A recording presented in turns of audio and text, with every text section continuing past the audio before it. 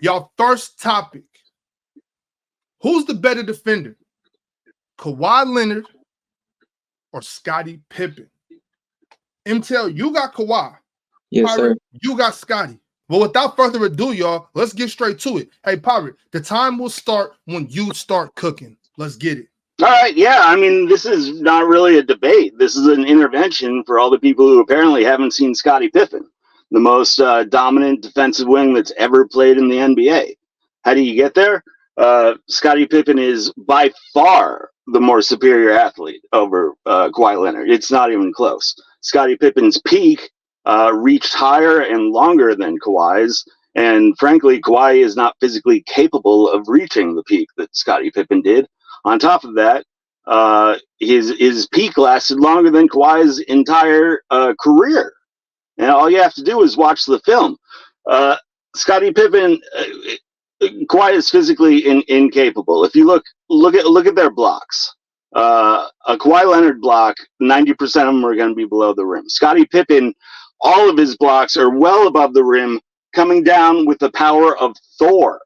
He's faster, quicker, much more vertical space, took up much more space on the floor. Scottie Pippen was a Tasmanian devil. He would guard the point guard 94 feet, come down, swing out to the wing, and a lob to the paint. Scottie Pippen's there to face up against a 7-footer and block his shot above the rim. Physical ability, what he did in the NBA, and the length that he did it, it's not even close. This is not a conversation. Okay. Well, Mtell, looks like you're debating against Thor. You ready for that? Let's get it. When you start the time, we'll start. Okay, so he was talking about Scottie Pippen is like Thor. I mean, that sounds good in theory, but in reality, when you look at it, if you go in peak for peak, who was actually the better defender, it's always been Kawhi. Everything about Kawhi that you see defensively, he has a second brain in the back of his head. We've seen him do steals without even looking at the ball.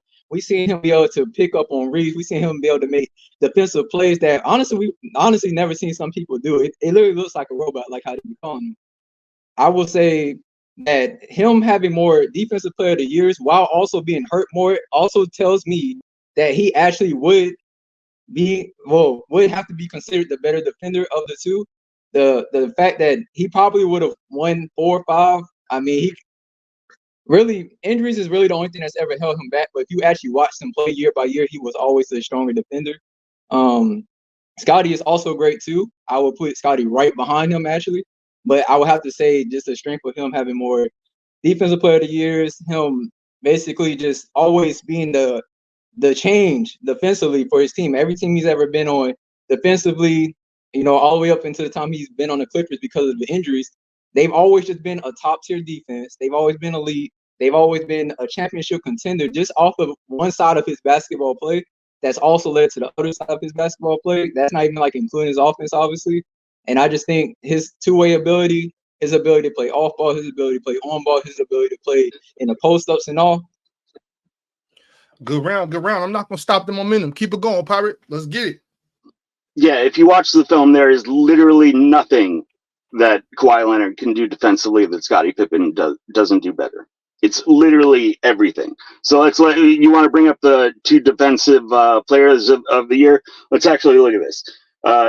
Kawhi's led first team defense voting twice. Pippen 4 times. First team all defense. Kawhi 3 times. Pippen 8 times. Funny fact, Pippen has played more NBA games as a first team all defender than Kawhi has played in his entire career. You want to look at those depoys? Let's look at who he was getting them against. All right.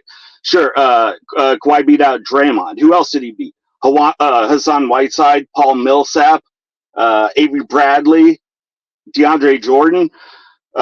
Pippen was 5 times in the top 4 in Defensive Player of the Year. What were the names he was going against? Hakeem Olajuwon, David Robinson, Gary Payton, Mutombo, the greatest defenders in the history of the NBA. Kawhi Leonard's depoys, like Pippen wouldn't do that. Pippen, the competition that he had He played in the defensive era, and he was the best defensive wing for longer than Kawhi has played at all. On top of that, he's got a better VORP. So, I mean, that's game over right there. Better VORP. Okay. Mtell, I'm not going to hold you up. Let's get right to it. Okay. By the way, you also forgot Rudy Gobert when you were talking about names he stole the DPOYs from, but I understand. What we have to say, although Scottie Pippen has played more games, I will give you that. He's also had a longer career to be able to do that. I don't know if you based it off of up to this point in his career, but we're going off a whole sample size, a whole career compared to a sample size of Kawhi. But if you look at it, Kawhi every single year was always in mentions for DPOY outside of the times when he's been injured. He's always been somewhere close. As long as since about 2017, he's always been top 5, top 10, somewhere in the conversation every single time that you hear him talk, every time that you see him. His impact defensively just can't be really can't be matched. If I had to choose a first team defender to choose, I would choose him. I actually do think he may be one of the best wing defenders of all time. I believe that he has shown that he plays in a higher pace. We play in a different era now. Yes, it's more higher pace. For him to be able to have defensive teams and be able to be that impactful defensively while playing in a faster era, while playing in a less defensive era, as some would say, being able to be somebody that can play that level of defense to the point where you can't really notice the difference. I think all of that really matters for Kawhi in that sense. Okay. Left a couple seconds out on the table. It's all good. This is the last round of this topic. Let's bring it on home, y'all. Hey, Pirate, the time will start when you start. Yeah, I mean, I think we just need to cut through the bullshit because you're referring to his entire career as a sample size. The fact is, this man has been hurt his entire career. I mean, let's be real. Kawhi is called in sick more often than a crackhead who just found $20. This guy, on the one hand, you got the most dominant defensive wing who's ever played, playing 35 to 40 minutes every game, 80 to 82 games a year, going to championship runs year after year, and then coming back and playing at MVP and Defensive Player of the Year caliber year after year. Again, Kawhi has 3 years. He was in top 4 for DPOY. Scottie Pippen has 5.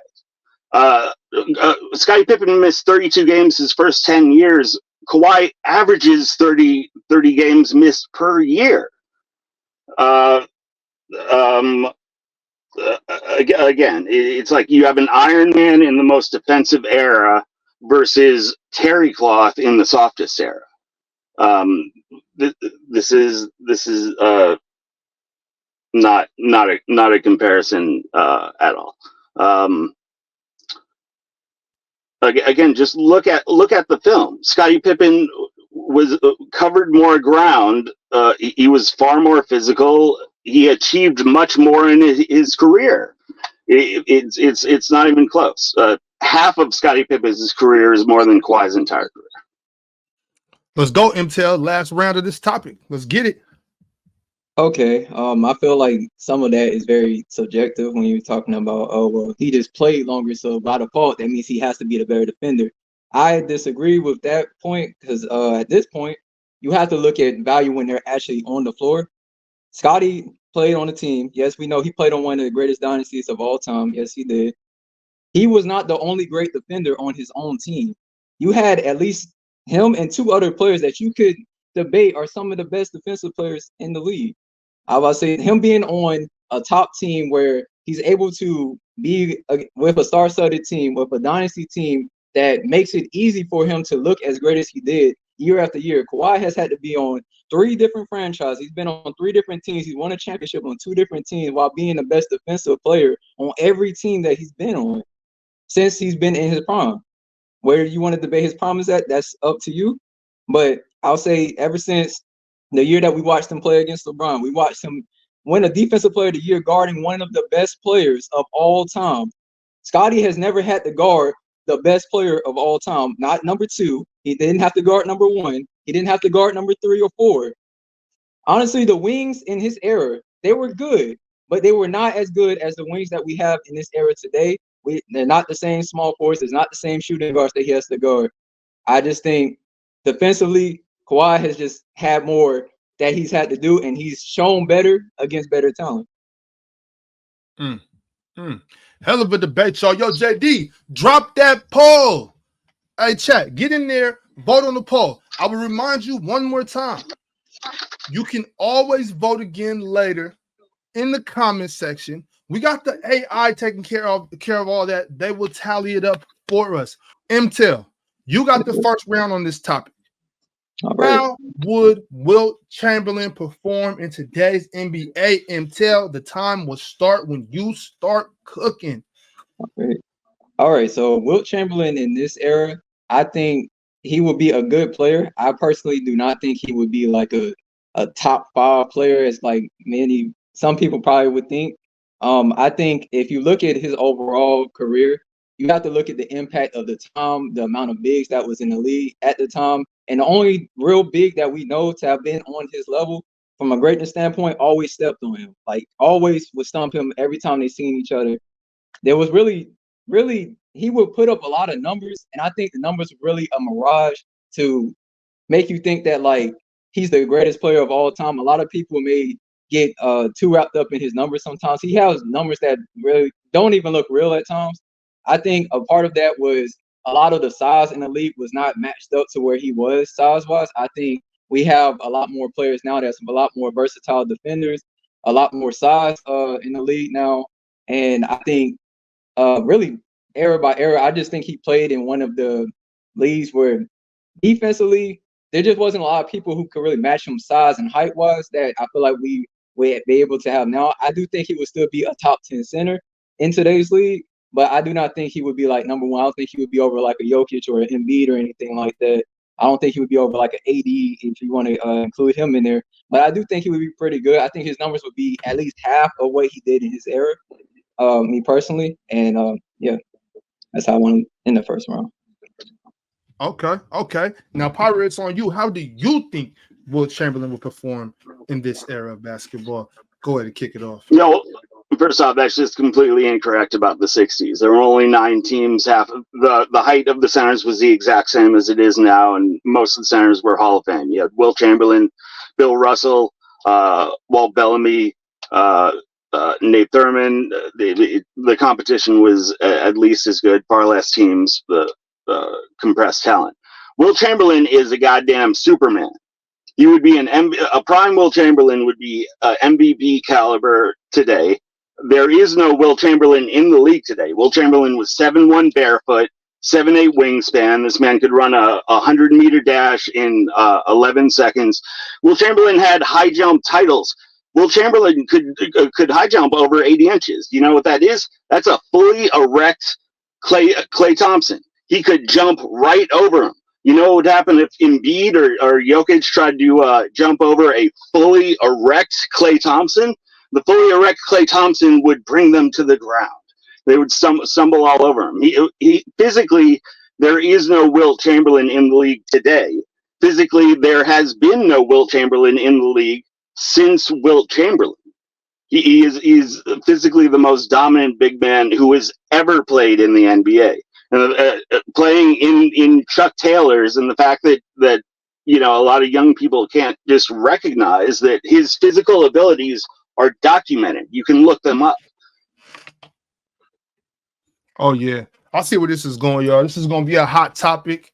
Mtell, round 2 on you, brother. When you start, the time will start. Let's do this. All right. Well, okay. So I did a little quick research on the players that you just gave me to look at heights and size. The tallest player out of all of them was still Wilt by at least 2 inches. Bill Russell was 6'10", maybe 6'9". I'm about to say he was not the biggest player. He was just a very skilled defensive player. I'm about to say I'm happy that you want to bring up height and size. They did not have that. He was the tallest player in the league from all of the competition that you're talking about. None of them matched him height or size-wise. Yes, he was an amazing athlete. I know he was a high jumper. He was very strong. He was a very good player all around. I'm not trying to diss his game. I'm not trying to say he'd be bad at all. But if I look at it from a skill perspective, we know he was a terrible free throw shooter. So the idea that you could hack or shack him in this era is another way to limit how good he could be. I don't think him as a passer would be good enough to be able to play out of double teams like how they would be bringing with him. I think it would look very similar to how Joel Embiid looks at times when he gets trapped in double team.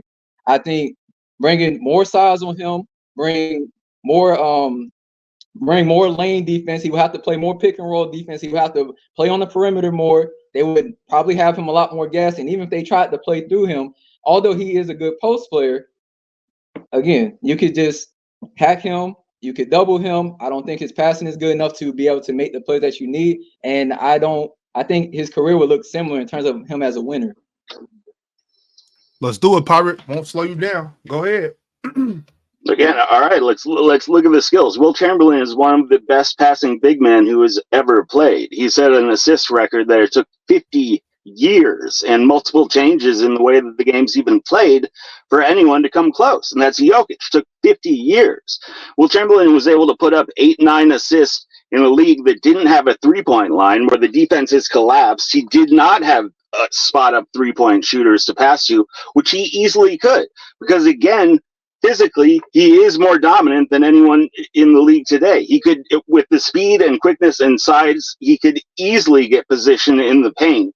His post fade is one of the best that's ever existed. His post hook is completely unstoppable. He had the best drop step that we have ever seen that could easily cover between 12 to 15 feet. There are no defenders in the league today that can handle Wilt in the paint. You are going to have to bring help. And when you bring that help, again, Chamberlain was able to get 8-9 assists in a league where he did not have the open space that there is today. Well, Chamberlain would easily be able to put up those assist numbers today. He would be the best shot blocker. He would easily be the best rebounder. Again, like you can say whatever you want about the competition in the 60s, which you are underselling. But the fact remains that his physical ability is still not replicated today. He is bigger, faster, stronger than all the guys who are playing today. You know what a 7'1" guy who can high jump 7 feet looks like? I had to cut you off there, Pirate. Ooh, it's getting hot in here, y'all. So this is the last round of this topic. Let's make it count. Hit him where it hurts. Let's go. All right. No, I love where you went right there. That was the one that really gave me this win in this round. See, where you messed up is you brought up he's the biggest, strongest, and you say he'd be the best shot blocker, better than Wemby? I think not. He would not be a better shot blocker than Wemby. Wemby is already shown in his rookie year that he's already going to be a generational defender. So much so that there's already people that's ready to make him a top 10 player. I'm not one of those people, but there are people who's ready to say that he will be that good. He's projected to be up there like that. Let's talk about Rudy Gobert's of the league. Let's talk about Embiid's on defense. Saying that Wilt would just clear all them offensively and defensively is just not a true statement. Wilt did not play at the three-point line. He had a very good post game. I'm not going to undersell him in that. I'm not saying his competition was trash or anything like that. But you having to have shorter playoff rounds, yes, the league was more compact then. Also, evolution is a thing that you have to think about time after time. We will now have we'll have film on him now. They'll have film. They'll be able to look at his game. They'll be able to see where his go-to moves is. They'll be able to see where his strengths and weaknesses is. You're underselling how much that matters in today's league. That's why even some of the greatest players can have long stretches where they just don't look good anymore, where you start to question, oh, is he even a top 10 player like how they do with Jason Tatum? That all comes down to scouting. You put the scouting in there, he's not grabbing 50 rebounds a game. That's crazy. I'm not going to slow you down. Let's keep it rolling. Last round. Yeah, he doesn't need to grab 50 rebounds. He can grab 20, and that's going to be pretty fucking good. I'm not underselling. Wemby will be a great player. Wemby is 40 pounds less than Wilt and slower and can't get nearly off the ground that Wilt can. I mean, I just think that a lot of you have not actually watched Wilt Chamberlain, and you're not accounting for the advantages that he would have in the modern NBA. Again, just going down to the shoes, Wilt Chamberlain gets to trade in his cotton Converse with no lift and no support. He can wear $200 modern day sneakers. He gets to ride on modern airplanes, and people they look at these old players. You think they're just going to come into the modern era in black and white. You're going to be able to put Wilt Chamberlain on the floor with modern systems, with 4 modern teammates. He's going to have teammates who are able to cover the wing, for him to kick out to threes, much better passing lanes than he ever had while he was getting 8 to 9 assists. This is the whole thing. People say, oh, Wilt Chamberlain's not going to put up the numbers that he had back in the day. Back in the day, he's getting 50 points a game. You don't need to do that. He can drop his numbers to 30 points a game and 18 rebounds and 3 or 4 blocks. He's still one of the most dominant. And evolution doesn't happen over the course of 30 years. Wilt Chamberlain's physically better. Drop that poll, JD. Drop that poll. Pirate, you're first this round, right? Yes. Yeah. You are. I think Pirate, so. You're going first. You're arguing for Dirk Nowitzki being the greatest international player of all time. Mtell, you're coming up right behind, arguing for Giannis Antetokounmpo. Pirate, when you start talking, JD's going to start the time. Let's cook, y'all. Let's cook. All right. Well, this is one of the cases where the answer lies in the question. It's who's the greatest. It's not who's the most athletic. It's not who's put up the most numbers. It's not even who will be the greatest. I'll concede, hey, maybe 5-10 years from now, Giannis will be the greatest. But it's not 5 years from now, it's today. And today, Dirk is the greatest. With 20 years, he has more All-NBAs than Giannis has played. So Giannis is going to need to play a couple more years just get in the ballpark of Dirk's already All-NBAs. Dirk is one of the greatest shooting big men of all time. If all Germans could shoot like Dirk, we might not have won the war. He completely revolutionized the game. He was able to skew the defense. MVP, should have had a couple. Has one of the greatest championship runs that we've seen. I think most people acknowledge that it's probably the best one-man show that we've seen in at least 30 years. And again, he's just done it far longer. Greatness does not happen overnight. You can't just leapfrog a guy because you've had a good run. And Giannis has had a good run. I'm a big Giannis fan, and I think maybe he'll get there one day. But that day is not today, and the debate is today. So today, Dirk is clearly the number one international player. Well, Mtell, let's go. Let's hear your rebuttal to that. Okay. So first of all, how many years in a row was Dirk considered to be maybe the best or second best player in the league? Do we want to start there? I think that's a great place to start. I don't think Dirk has never been considered the greatest player in the league ever. Like the whole time that he played, he had to beat Kobe. He had to beat LeBron's. He had to beat all of the different D Wades and the Dwight Howards. I would even say these are all people I put in debate with him. Even Shaq. He had to go against all of that, and I understand that is high measures to try to match up to. Well, Giannis has to match up with players as good as LeBron James. He has Stephen Curry that he has to try to debate. You know, he has to try to beat out. You have Luka Doncic, which you know how much people love Luka nowadays.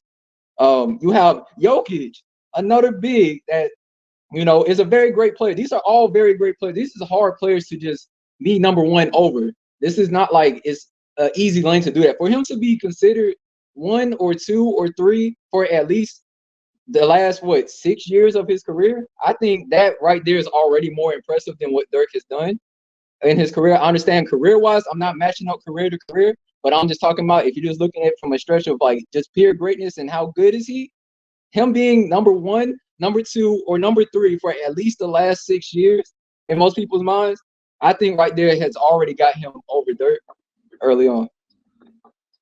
Yeah, so round 2. Let's go, Pirate. Let's go. Yeah, again, the question is who's the greatest. So, yeah, we're matching career versus career.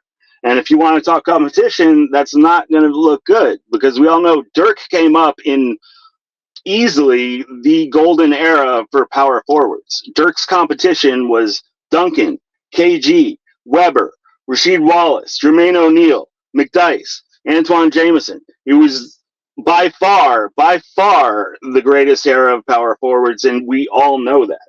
You're saying how long has Dirk been at the top? He was at the top for at least the first half of his career. He has 9 top 10 MVP finishes. He has an MVP he should have won in 06. That's another one that Steve Nash got away with, but that's Dirk's MVP. He completely revolutionized the position of power forward to where teams had to completely adjust their game plan to Dirk, and they couldn't do it. For 11 straight years, Dirk headed a top 10 offense with 4 number 1 offenses and 7 top 5 offenses. Because when you played the Mavericks, you were playing Dirk. You had to figure out what to do with Dirk. He was completely unique, revolutionized the position. And yeah, Giannis is very good at traditional aspects of the position. That's not the same as completely changing the position and really leading to what it is today. Let's go, Mtell. Okay, and you know, I like that argument that you said right there. Where I will have to come back at you with though is, although yes, he did play in a golden era of bigs, and you know, players of his caliber. That does not change the fact of I brought up the whole league. I didn't just bring up one position. I brought up greatest player. He's considered one of the greatest players in the league today. Not just his position, not just center, power forward, shooting guard, small forward, point guard, the whole league over all these other great players. And yes, although the talent for talent, you know, you can go here and there about who you think had the more talented group. I don't even want to try to make that debate. I just want to speak on the fact that you talk about MVP finishes. Well, you know, Giannis has always finished in the top 3 in these past 4, 5, 6 years. You know, it always comes down to basically Giannis, Embiid, or Jokic at this point. And honestly, I think that tells you all you need to see right there. And if you want to say that's going to stop next year, the year after that, the year after that, I get that you're trying to say his whole career compared to where Giannis is at today. But I'm being in fairness to what I'm seeing at his peak. And at his peak, we know they both have won.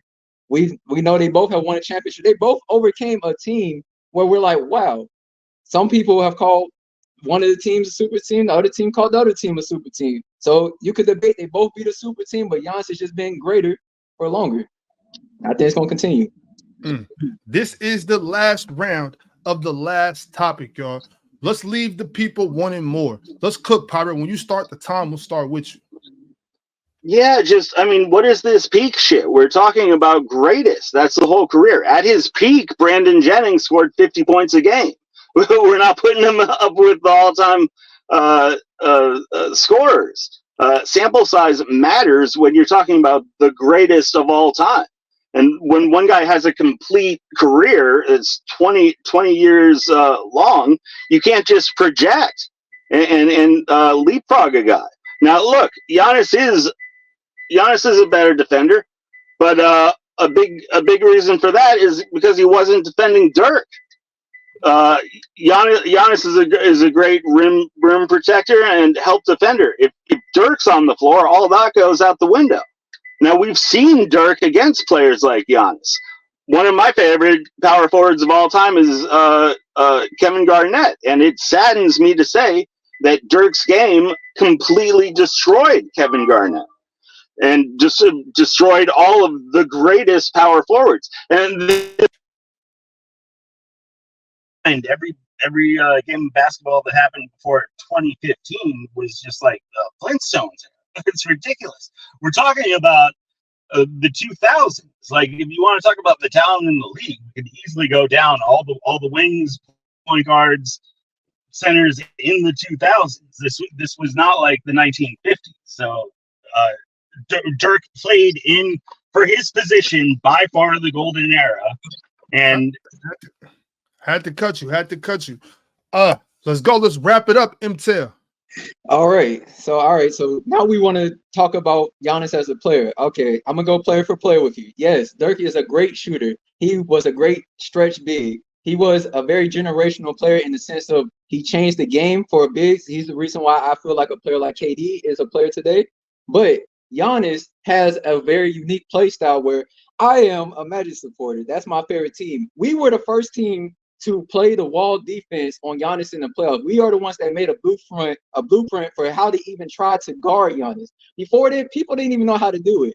And honestly, if he ever had a team back then that was good enough, we would have seen it year after year. He probably would have kept winning championships year after year, to be honest with you. And I'm about to say, so skill set for skill set, yes, Giannis is a better defensive player. He's a better driver to the rim. He's a better, I feel like, in a lot of ways, he's a better scorer. I understand that Dirk is a better shooter. You could use all the scoring, post ups. I understand he's a better post player, things of that nature. But I think Giannis is all around game, with the fact that he is probably the second most dominant player, in my opinion, behind Shaq to ever play in the whole NBA. So much so that Shaq is the one who actually gave him the title of Superman. He didn't want to give that to any other big. And I think there's a reason why. He could see that Giannis is that special. He can see how great Giannis is, and I think we all can see that Giannis's overall game just makes him a more greater player than Dirk. Both had a great career, though. Round of applause, fellas. Round of applause. JD, I need that. I need you to drop that poll, brother. Go ahead.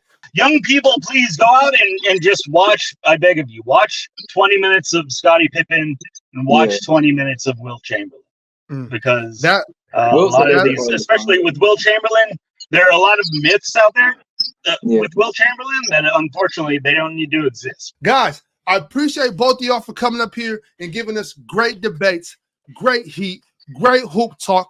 I will catch both of y'all later. Thank you, Pirate. Thank you, Mtell. See y'all next time. That was an amazing debate, y'all. It's the player choice way. Yeah, them boys don't get it started. The player choice way. The player choice way. Come and switch lanes into the player choice way.